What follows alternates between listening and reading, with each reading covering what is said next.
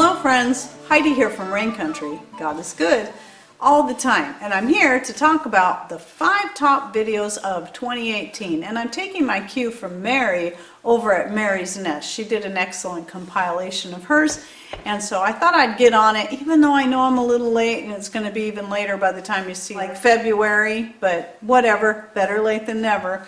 Okay, so keep in mind these are only the top 5 of 2018. I actually have quite a few videos that top these ones over the past, well, since we've been doing this summer of 2016. But anyway, let's get started, and I'm going to go from number 5, the one in the number 5 place, and work up to the number 1. So number 5 video is the peanut butter granola.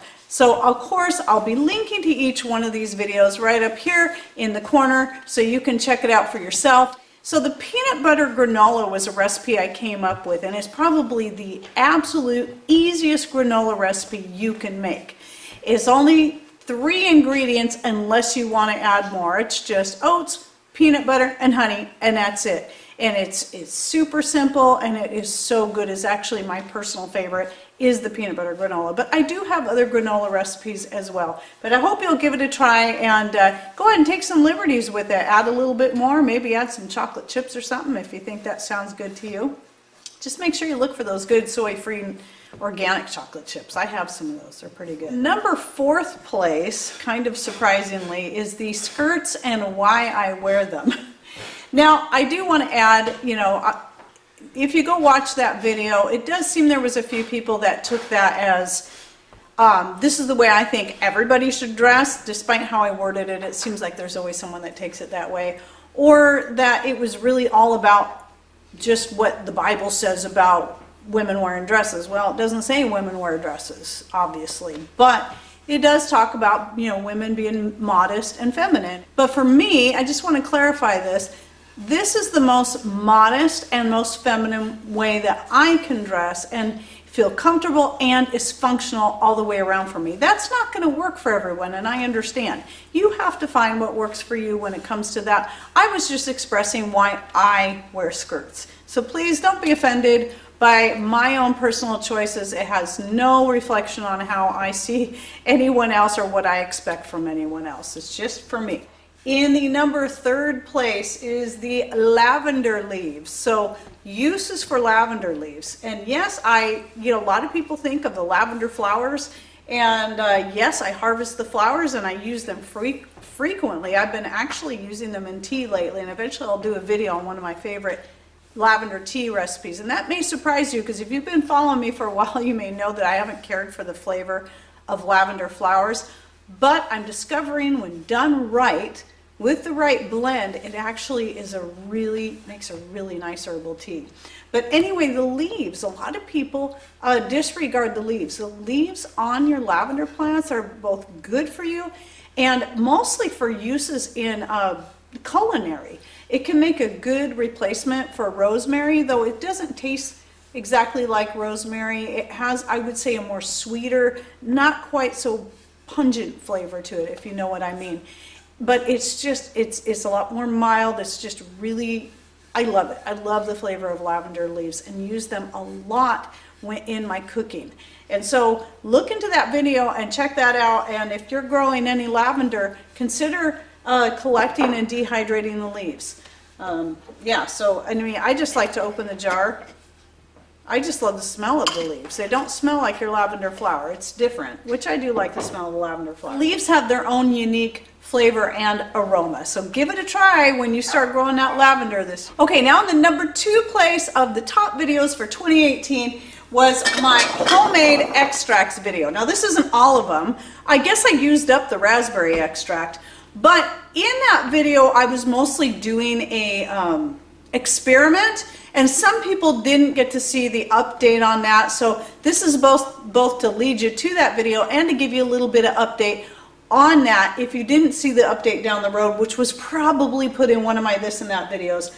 But this one right here I didn't do in that video. This is actually my homemade peppermint extract, and I know the color looks a little odd.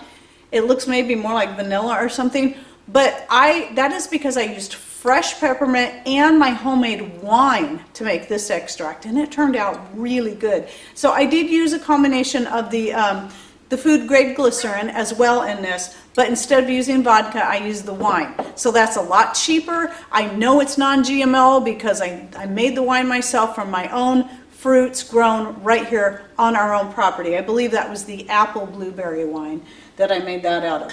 Now here was one of the ones I made in the video, chocolate. It is really good, people. I tell you, the aroma and the flavor are both wonderful. So good. And if you want to know how I made it, you got to check that video out. Same thing with the coffee, another really good one. Look how the color is. It just so good. Very strong flavor, very strong aroma, and it's just scrumptious. And then the other one was the orange extract. And this one, again, also turned out very, very good.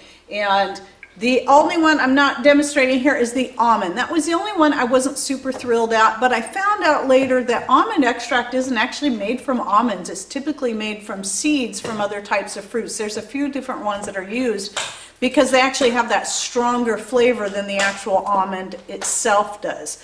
And so though the extract was tasty, it just didn't taste like almond. But I still have been using it in replacement of vanilla extract. But I still do make vanilla extract, and I do still have plenty on hand.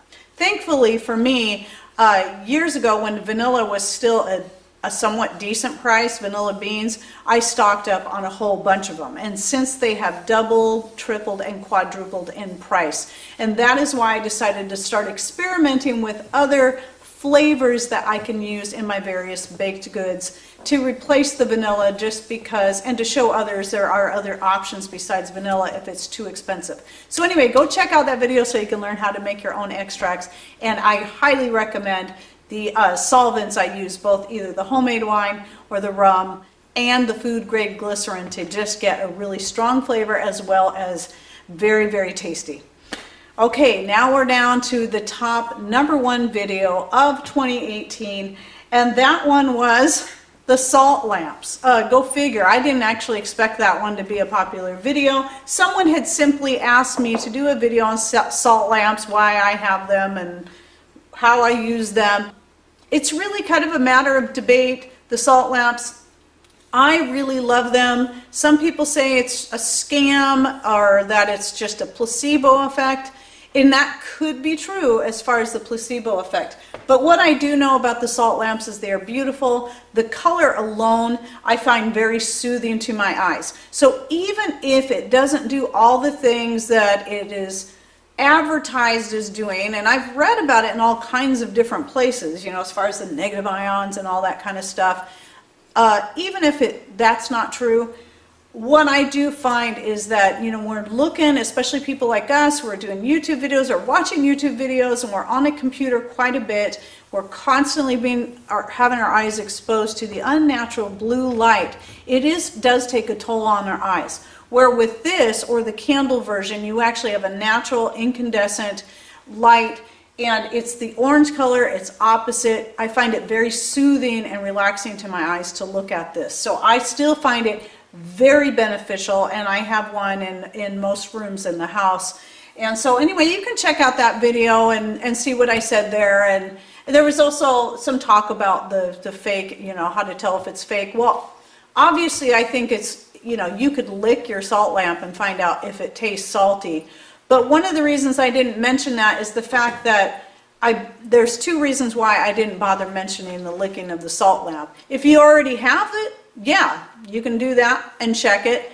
But I'm guessing if there's fake salt lamps out there, is there a way they can make them taste salty to trick people? I don't know. I have no idea. You know, maybe they're using a totally different type of, you know, substance to make that out of that may taste and appear like salt, but it's not. I really don't know that part. But the other thing is, if you're shopping for salt lamps online or in a store, if you're online, you can't lick it to see if it's salty. And if you're in the store, do you really want to be licking the salt lamps in the store that other people have been touching and handling and probably licking too?